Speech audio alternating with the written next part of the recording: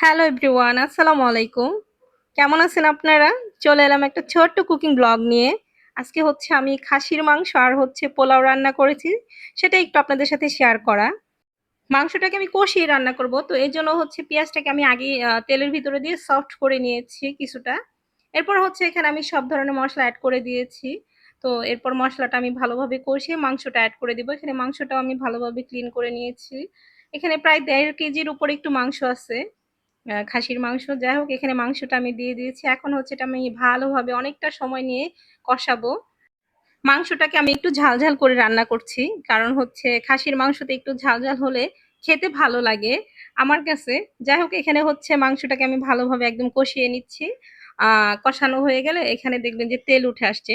Already তেল উঠে গেছে। তো এখানে হচ্ছে আমি কিছু আলু এড করে দিব। তো মাংসের ভিতরে আলু না হলে তো বাঙালিদের চলেই না। জানি না সবার কি হয়, বাট আমার চলে না। আমার বাসায় কারোই চলে না। মাংসের সাথে আলু লাগবেই। সেটা মুরগির হোক, খাসির হোক, গরুর হোক। এরপর হচ্ছে আমি এখানে কিছুটা কাঁচামরিচ দিয়ে দিব। এটা সুন্দর একটা ফ্লেভার আসে, এজন্যই দেওয়া। তারপর হচ্ছে আমি এটা ঢেকে দিব। এটা ওর মতো হোক। যেহেতু মাংসটা হতে আরো সময় লাগবে, তো এজন্য হচ্ছে এই হাঁড়িটা আমি আরেকটা পাশে ট্রান্সফার করে দিব, যেহেতু আমি পোলাও রান্না করব। তো এজন্য হচ্ছে আমি এই মাংসটাকে আরেকটা চুলায় ট্রান্সফার করে দিয়ে এখন হচ্ছে আমি পোলাও রান্না করার জন্য এখানে সবকিছু রেডি করে নিচ্ছি। এখানে হচ্ছে আমি একটা হাঁড়ি নিয়েছি। হাঁড়ির ভিতরে হচ্ছে আমি কিছুটা তেল দিয়ে দিয়েছি। এরপর হচ্ছে আমি পেঁয়াজ দিয়ে দিলাম। পেঁয়াজটাকে আমি একটু সফট করে নিব। সফট করার পরে হচ্ছে এখানে আমি পোলার চালটা আগেই পরিষ্কার করে রেখেছিলাম। এটা আমি ১০ মিনিট ধুয়ে রেখে দিয়েছিলাম। চালটা আমি অনেকটা সময় ভেজে নিয়েছি। এরপর হচ্ছে আমি এখানে পানি এড করে দিয়েছি। পানিটা একটু গরম ছিল। এরপর হচ্ছে আমি কিছুটা কাঁচামরিচ এড করে দিলাম। কারণ পোলার ভিতরে কাঁচামরিচ দিলে ওইটা একটা সুন্দর ফ্লেভার আসে, এজন্যই দেওয়া। যাই হোক আমার আম্মা বলে পোলার চাল আর হচ্ছে বিরিয়ানির চালগুলো নাকি অনেক ভালোভাবে ভেজে নিলে ওগুলা খুব ঝরঝরে হয়, খেতে অনেক ভালো হয়। এখানে আমার পোলাওটা অনেকটা হয়ে আসছে। এখন হচ্ছে আমি এখানে ঘি এড করে দিব। এই ঘিটা এত মজার, এত সুন্দর একটা ফ্লেভার দেয়, মানে বুঝাইতে পারবো না। যাই হোক আমি এখানে হচ্ছে ঘিটা এড করে দিলাম।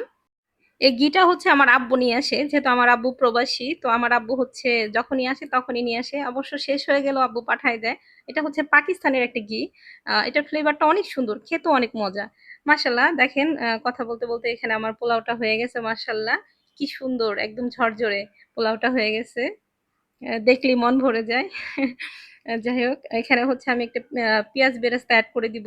এটা আমি আগেই করে রেখেছিলাম। এখন হচ্ছে এখানে আমি এটা অ্যাড করে দিব। এখানে হচ্ছে আমি পোলাওটা রান্না করতে করতে মাংসটা হয়ে গেছে। দেখেন মাংসটা কি সুন্দর একটা কালার আসছে, মাশাল্লাহ। এখন হচ্ছে এখানে আমি কিছুটা জিরা ফাঁকি অ্যাড করে দিব। এই জিরা ফাঁকিটা দেওয়ার কারণে মাংসটার ফ্লেভারটা টেস্ট আরো বেশি বেড়ে যায়। আমি অবশ্য কিছুটা পেঁয়াজ বেরেস্তাও করে রেখেছি। এটা হচ্ছে আমি দিয়ে দেবো এখন। আমার কাছে মনে হয় যে খাসির মাংস লাস্টের দিকে একটু পেঁয়াজ বেরেস্তা করে দিলে এটার টেস্টটা আরো বেশি বেড়ে যায়।